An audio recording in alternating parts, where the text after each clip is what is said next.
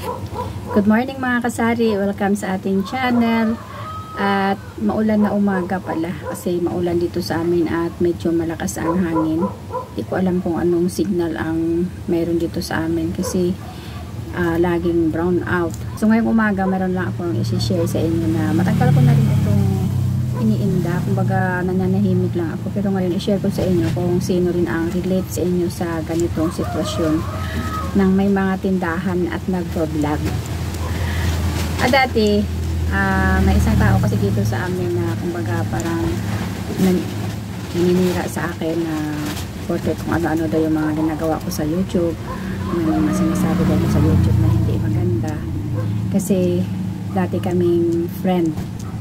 Tapos, hindi ko alam kung ano yung nangyari kasi bigla lang parang galit sa akin or may naririnig ako sa ibang tao na na parang sinisiraan ako nang dahil sa aking YouTube channel. So ngayon mga kasari, sino ba relate sa atin na mga content creator? Kasi tayo, di ba, gumagawa tayo ng content na minsan parang natatamaan yung iba, pero wala naman tayong mini-mention na kung sino, di ba? Gaya sa atin kasi tindahan ng ating content. So ngayon gumagawa tayo ng mga content na hindi lang sa haul, hindi lang sa pag-share ng ating mga pinamimili or nagbibigay din tayo ng mga kaunting tips. Nasa matandaan ko, meron akong content dati na about price war. Kasi matagal na rin itong channel ko na hindi pa rin monetize hanggang ngayon kasi nga medyo on and off din ang ating pag-upload. So, hindi natin na-reach yung requirements ni YT. So, hanggang ngayon, hindi pa rin ako money.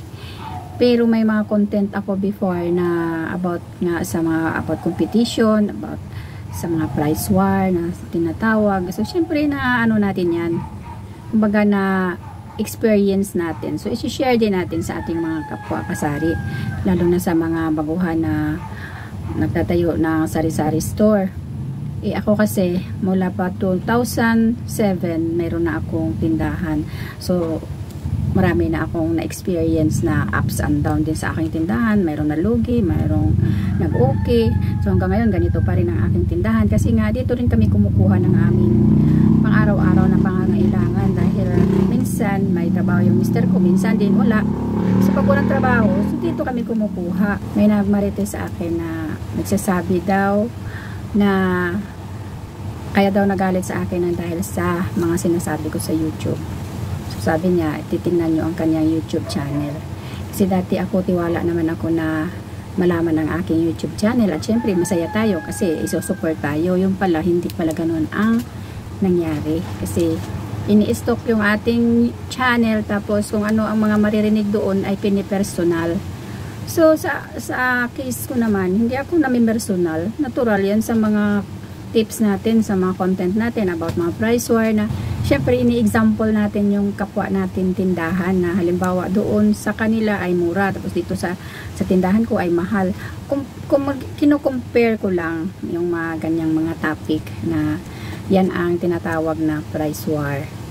So, hindi ko alam na penipersonal pala. Kumbaga, iniisip niya na siya yung pinapatamaan ko. Wala naman akong minimension na name. At hindi minimension yung pangalan mo. So, dapat hindi mo yung personalin. Kasi, maraming may tindahan. Dito sa amin, sunod yung mga tindahan dito. At wala naman akong binabanggit na pangalan kung sinong tindahan. Kaya, dati, parang nananahimik lang ako na, bahala na. Pero ngayon, parang gusto ko na rin i-share na makikita naman niya to kasi nga, ini-stock yung aking channel. Pero wala akong minimension na name, hanggang wala akong minimension na pangalan. So walang masama sa ginagawa kong content. Ngayon lang talaga ako nag-share ng ganito kasi parang iniinda ko na talaga yung mga ganyan. Kasi marami akong naririnig na hindi maganda. Kaya sa ating mga kapwa kasari, sino ang relate sa inyo sa ganyan sa kalugar ninyo or sa mga kamag-anak ninyo or sa mga kaibigan ninyo na ganyan yung ginagawa. Kaya nga yung aking ang aking profile account sa Facebook kasi nga nagre-reels din ako doon sa kabilang platform. Tinurn off ko na, hindi na ako hindi na ako nagre-reels doon, lumipat ako sa page kasi yung page Depende naman sa'yo kung i-invite mo yung mga kaibigan mo or hindi. So bahala na kung balang araw halimbawa dumami yung followers mo at makikita nila, okay lang. Pero wala akong mga tips doon about sa tindahan, mga reels lang na kung ano-ano lang na mga video. Kasi doon sa profile account ko, ang dami ding mga marites na inaabangan talaga yung buhay mo. Kasi ako naman, sana gusto ko lang i-share din naman yung mga nangyayari dito sa amin. Kaya lang doon nung nagpa-renovate ako ng kitchen, ng dirty kitchen namin, so ang dami din doon na na talagang sinabihan ako na bakit mo pinopost ang achievement mo sa buhay. So 'di ba? Content creator tayo. Lahat ng nangyayari sa buhay natin, 'di ba? I-share natin sa ating account para naman maraming views kasi yung nahabol natin doon, yung kumita tayo. Sana nakumita tayo. Pero yung mga ibang tao hindi nila naintindihan kasi ang sinasabi nila nagmamayabang ka, na sinishare mo, pinopost mo talaga. Syempre content creator na tayo, lahat ng ginagawa natin kasi wala naman tayong content na about travel or kung saan kagaya sa akin, dito lang naman ako sa bahay, minsan lang makakalabas. So anong content ang gagawin ko?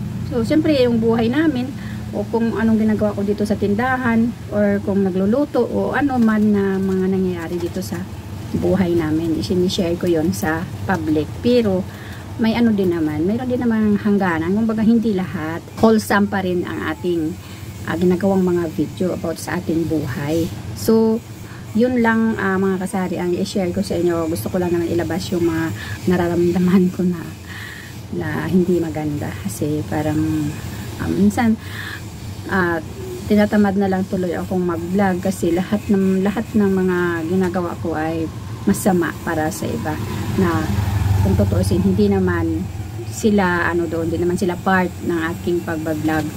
Ginagawa ko lang ito para sa aking anxiety kasi gusto ko may ginagawa ako para naman, alam niyo naman dati pa nababanggit ko na meron akong anxiety na may mga time minsan na hindi maganda ang ating pakiramdam. So dito ko na lang sa pag-vlog binubuhos yung mga ano ko, yung oras ko para naman kahit paano ay hindi ma-stuck yung aking isip.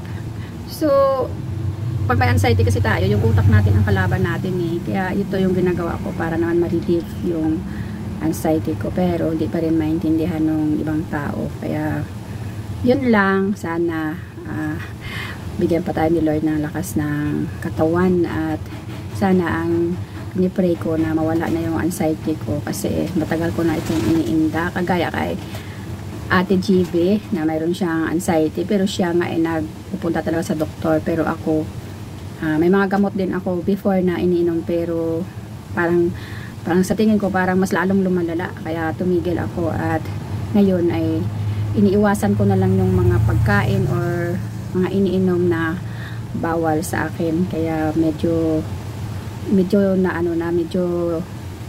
nabawas-bawasan yung aking anxiety, pero yun lang ang problema ko na takot talaga ako sumakay ng mga tricycle or mga malalaking sasakyan. So sana mawala na yun para naman kahit paano ay makapag-travel din naman tayo.